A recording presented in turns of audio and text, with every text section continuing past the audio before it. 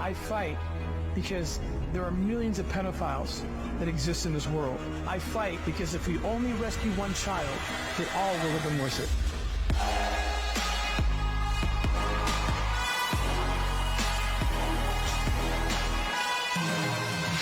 Thank you.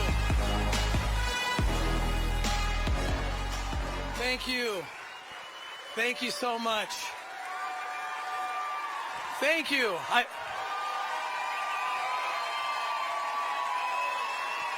you.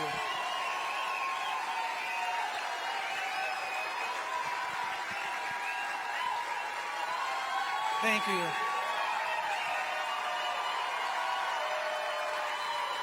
Thank you, guys. Thank you.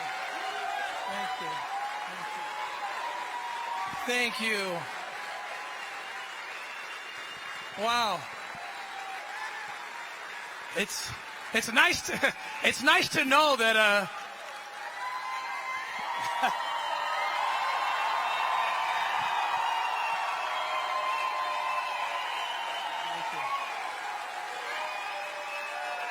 Thank you, guys. Wow, you're so kind. Thank you.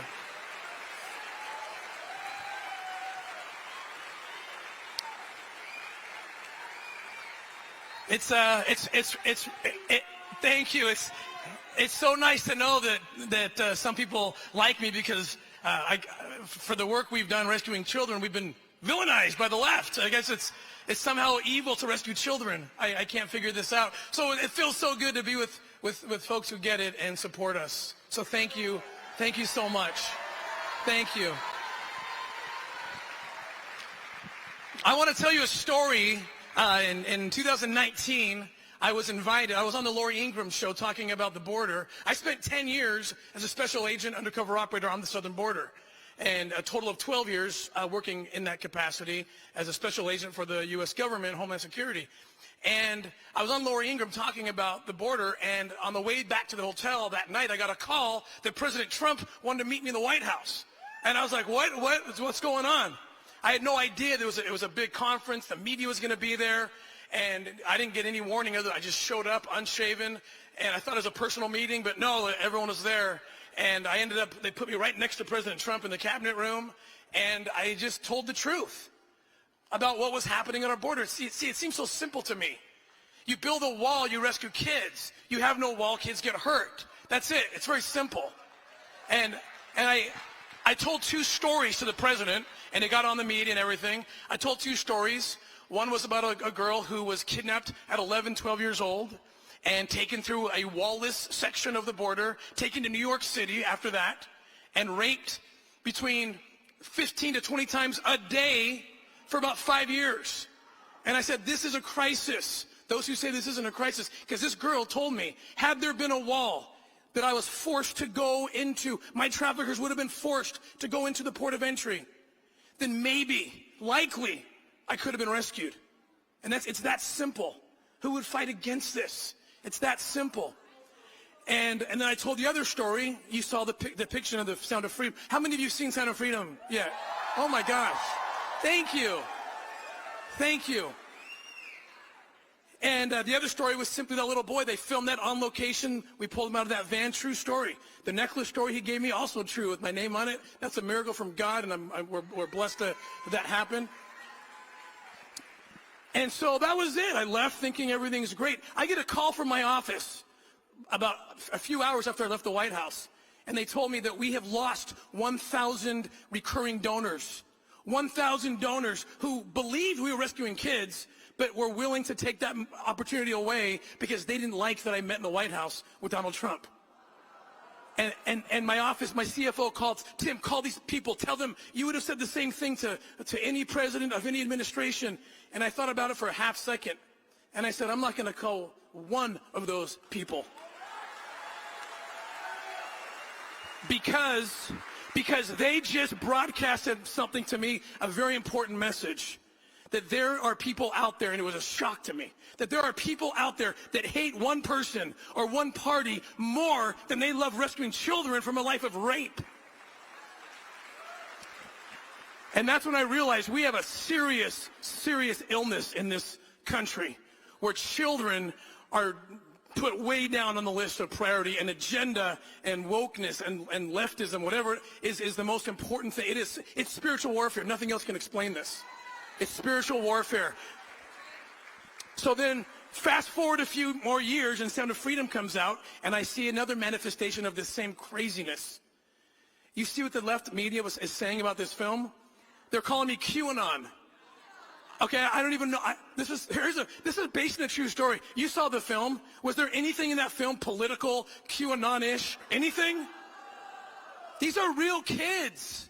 We're bringing these kids up. They want to tell their story. So I invite Rolling Stone, The Guardian. By the way, all that mainstream media, in October of 2014, when this operation went down in Colombia, they all reported on it. They applauded it. They agreed with all the rest of us that child trafficking is real and that it's a good thing that we're getting rid of it. Same publications, 8 years later, it's all a lie. It can't be happening. And somehow it's QAnon or, well, the film was produced and written about 6-7 years ago, before anyone heard the name QAnon.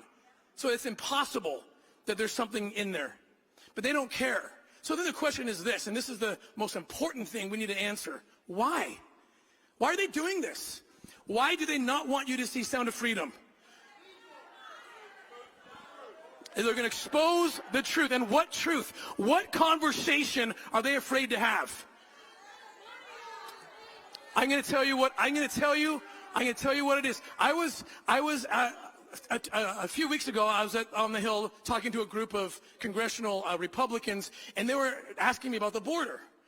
And they were just appalled, as I am, as you are. In the last 2 years alone, 85,000 unaccompanied minors, thousands of them, according to CBP data, under 5 years old.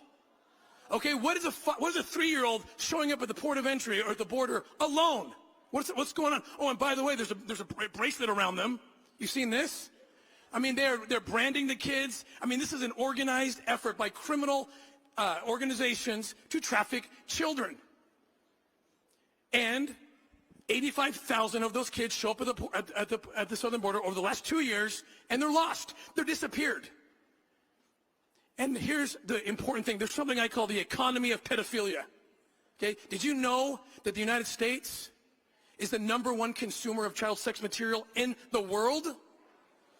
Okay, so we are the demand. If 85,000 children show up at our border and are released into that economy of pedophilia, what do you think's going on? And worst yet, you know what happens? I've been down there. The traffickers give the kids a little piece of paper with a name on it of the sponsor.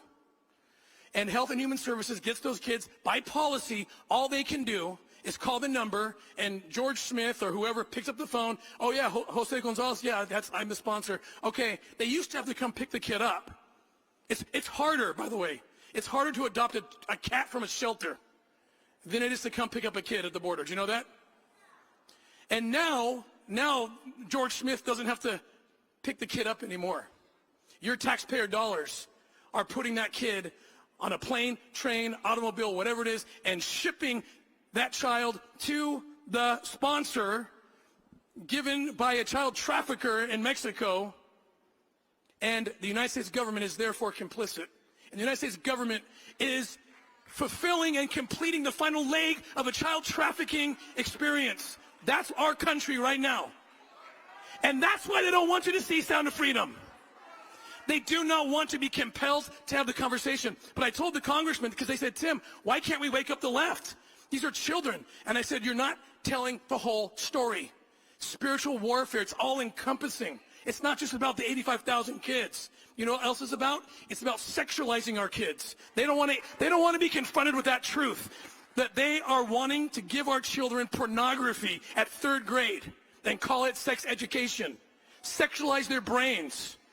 They don't want you to know about the fact that the pedophile networks, which I've been hunting for 2 decades, they are salivating right now at all the leftist policies because it's all the things that they have wanted to have accomplished for the last 2 decades. And they're doing it for them. Sexualize kids. They want the kids sexualized because they need those kids to want to have sex. At 12, 13, 14 years old, another big point for the pedophiles is kids should consent to vote. Kids can consent to everything. Why? Because they want sexualized kids to now have the legal authority to consent to do anything. And why are they loving this trans foist on children? Because it's all about consent.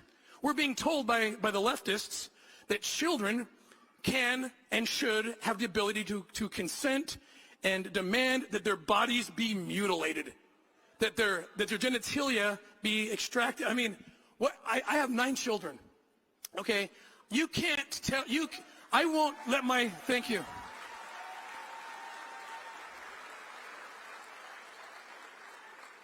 I won't let my 13-year-old consent to where they're going to go on a Friday night.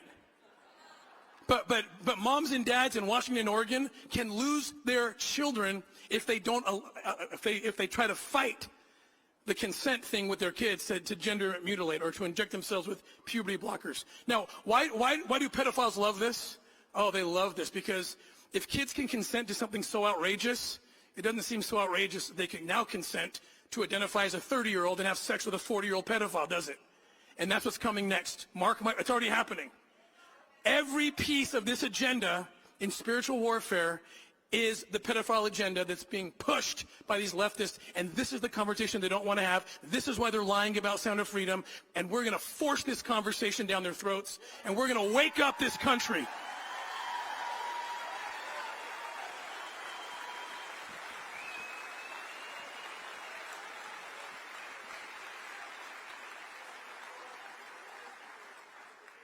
And so we're just getting started. The director of the film, Alejandro Monteverde, he said he made a movie that he wants this movie to begin when people leave the theater. And that's what's happening. We are just getting started. And what's so great about this film, it's breaking. I don't know if I'm shocked every day. They give me the numbers. I'm shocked. Okay. And we need your help because I'm like, oh my gosh, I have a lot more enemies than I ever had before. But because of this is drawing a line. Isn't it amazing? They're exposed. This is, I believe God's behind this movie, if for nothing else, to expose. If you are against rescuing children and you can't help your poisonous pen and you're writing crap and you're going in and you're posting about how this is wrong and this is bad and this is a lie, oh wow, we know who you are now, so thank you. We know who you are. The lines are more defined than ever, aren't they? It's not even Republican, Democrat. It's just right and wrong. It's dark and light. That's where we're at. This is spiritual warfare. There's a line in the movie. It's the one line that Jim Caviezel actually ad-libbed. And he didn't know. When I saw it for the first time, I wept. This is in the beginning. It's a true scene. I'm in a coffee shop with a pedophile after having gone undercover, not as under a false name, but under my own name. If you remember in the film, it shows this, and it's a true story. I had to go undercover as Tim Ballard, special agent, and closet pedophile. And that's how I had to get to this guy, Oshensky. Again, you've all seen the film, so you know what I'm talking about. Right before Oshensky gets arrested, Caviezel leans over the table. Do you remember the scene? And he says to him, "Better that a millstone be hung about your neck and you tossed to the bottom of the sea than that you should hurt one of these little ones." And I remember thinking that wasn't in the script. In fact, the actor who's playing the pedophile, that was his natural reaction when he said, "What does that mean?" Right? But it worked perfectly in the film. It was beautiful. Caviezel's an amazing guy. I asked him to play me. I asked him to play that role. He was my first choice because he loves Jesus. And that's why.